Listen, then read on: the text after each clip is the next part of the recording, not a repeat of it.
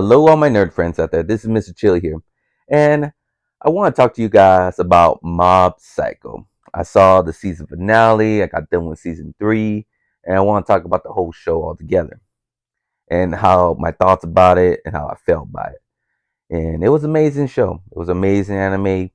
I never read the manga. I wanted the manga, how the manga is, but the same creator, One Punch Man, and I always wonder how this story would go. When the first time watching it, you hear this basically the stories about this crazy and powerful sidekick named Mob.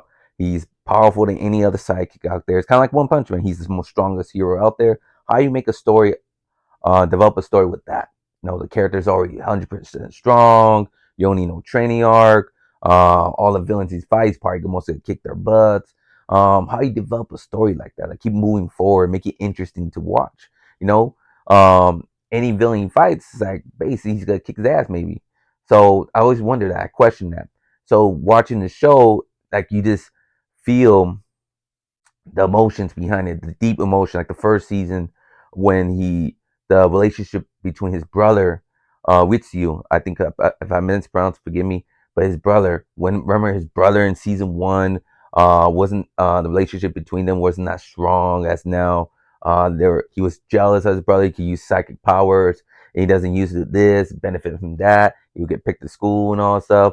I mean, he could be more popular. He just shut off his power because Mob didn't like his powers that much, like other people would. Like he has all his power, but he doesn't care for it. He doesn't want to use it as much to gain a popularity or friends or anything. He did as a kid, but he knows that little by little, uh, I don't want fake friends. I don't want to use my powers this way.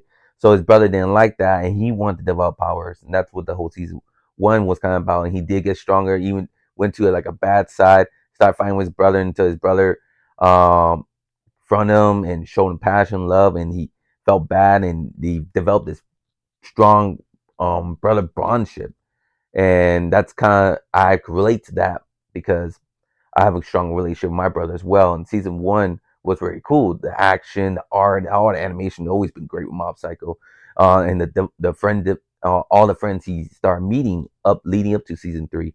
The rival between him and Haokawi or Haokawi Taruki, Hakawi, the one that always loses his hair, I believe. Yeah, I think is Harikawa. Yeah, Harikawa. Harikawa.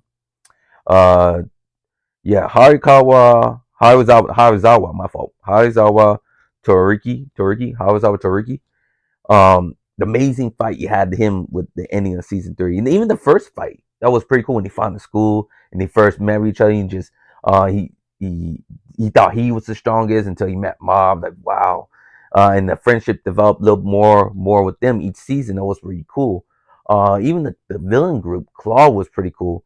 Mob dusted them, each one of them, but they expose a dark side that led makes sense of the season finale of season three. Like Lilbo, I always wonder with a number count. Why doesn't he always keep his power 100%? Why he always goes up and down? Like you see him every time he gets more madder or upset somehow or depressed or something emotional, that his powers take over to another level, and he takes his brother or his sensei to help Regan to help snap him out of it to get him back. Like in season one, he lost control of his power a little bit. Then took his sensei to comfort him and say, "It's okay, Mob. It's okay."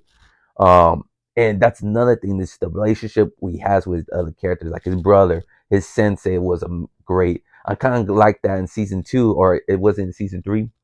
I think the beginning of season three had like a downship. Or I think it was season two, a downship relationship with Regan. Like he didn't like how he was bossing him around, and just know that Regan needs Mob, not for his power, but it's just he feels alone. He feels like, dude, I miss this kid. I miss teaching him and everything, not just as bossing him around or as a employee or using his power. Like he sees him a close friend. He sees him almost like a son too, and you can see that bond in the end of season three, that he went through a tornado. He didn't care. He had to go talk to Mob, and that made me tear. And that's what's great about this. It shows so much emotion. I don't know. You guys felt so much emotion when Mob was sad, or he had a difficult relationship with his brother, or he almost lost his parents. Just and Dimple when he lost Dimple. Just I felt the emotion each time they had a sad scene. I felt it. I felt the sadness. It made me tear. Definitely the ending of this show made me tear up, because once Regan got through Mob and confessed them, saying, "I'm a liar, I'm a crook, I'm sorry for using you," basically confessed everything because he was always afraid that Mob will find out and he would not be around him. I have feeling that it was not just because he was using for his power. Probably in the beginning he was and all that, but when he developed that relationship with him, he sees him as his best friend. That's his best friend. That's someone that he wants in his life and that wants him to be part of his life forever. And like that, it's like that Piccolo and Gohan relationship. They're not blood related, but they're that close. They're that close in friendship and kind of like brothers, or you could say an older brother look, or a stepfather love, or something like that. That's how I felt between Regan and Mob, uh, um, Regan and Mob relationship. And when Mob confesses her love to that girl he always loved at school, and she rejected him, and he just comes. That was real. I didn't want Mom. Oh, I'm happy. Okay, whatever. I'm good. Um, she rejected me, but he broke down in tears. He broke down in tears because his heart was broken. And Regan comfort and says, It's okay, Mom. There's more girls, more fish to see." Give him the line. There's more fish to see. You'll find a better woman, or maybe she'll come around.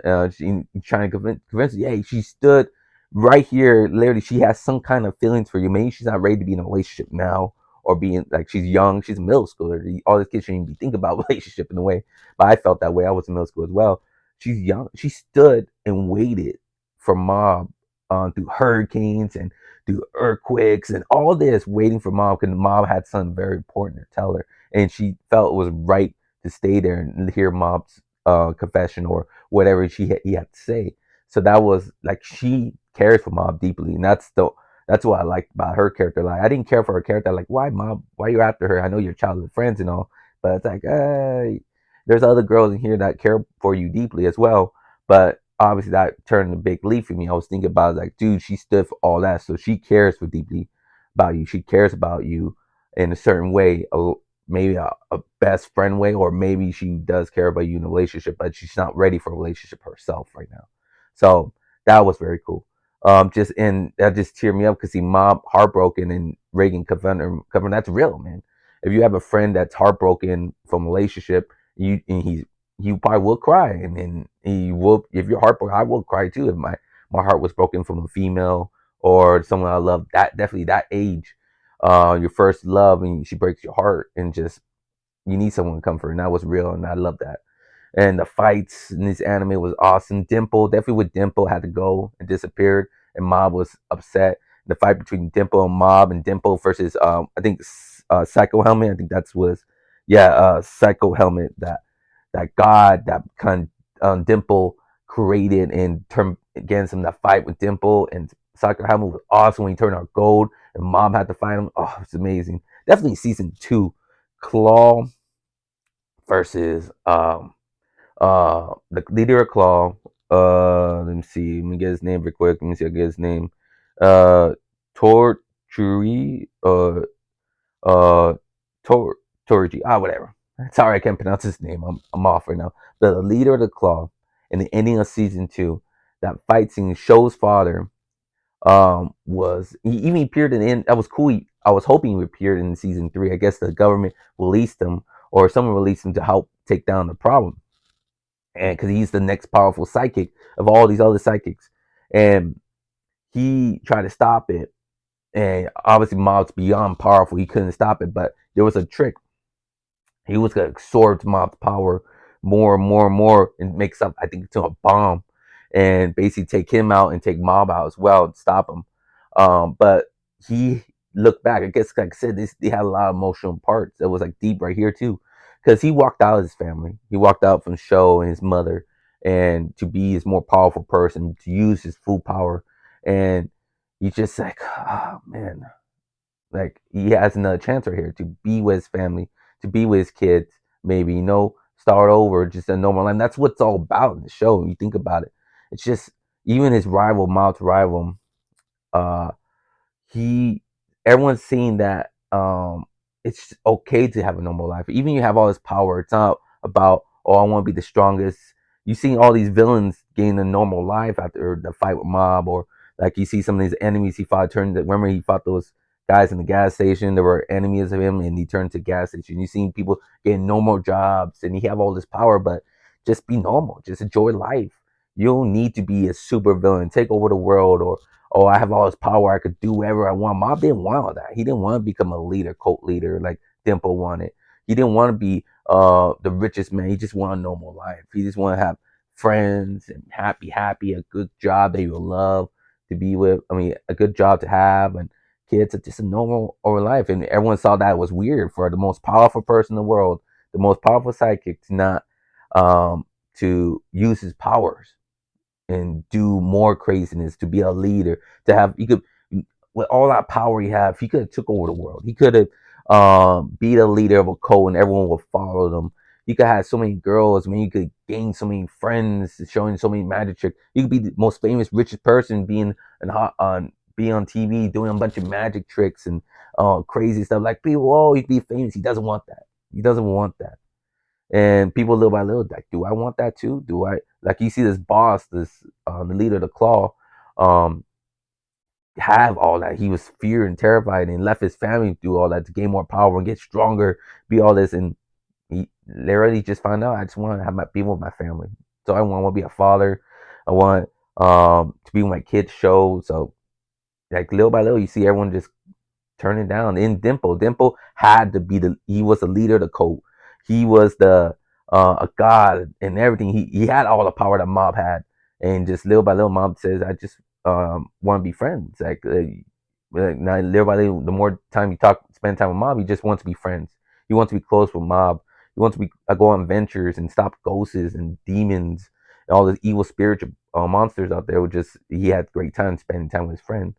So that was crazy about was good about this story, you know. Seeing that even having a normal life, being with your friends and family, it's just as good, and having all this fame or power and all that stuff, better than having all that. So it was great. I loved it. Love each develop for each character, even the leader of Claw, the boss, the villain from season two. That fight was epic as well in season two between Mob. Oh, another epic fight. Love season two. Love each season. Season one, season two, season three. They did amazing work. It took a long time to get to three season, but the way they did the animation and was just amazing. And I know this wasn't gonna last a very long time as well. It wasn't gonna last a very long time. I never, like I said, never read the manga. The manga probably finished a long time ago, but like the way the story is, like One Punch should be lasting a long time as well, because how much more you should do with the character, like how much adventure you see. Like the character doesn't want to be the president or be a leader or revenge his family. No, he just wants to live a normal life and be happy. That's all it is. That's all he wants. You can't build a long journey like Luffy and Naruto and all that stuff. It was perfect, the perfect ending. If they do a one Mob Psycho movie, made just a fan made, kind of like a Boruto, I would love to see a movie of Mob Psycho. Just a movie, not a show or series or anything that an older version of Mob. Maybe what kind of job you have. If he does end up with a girl he loved.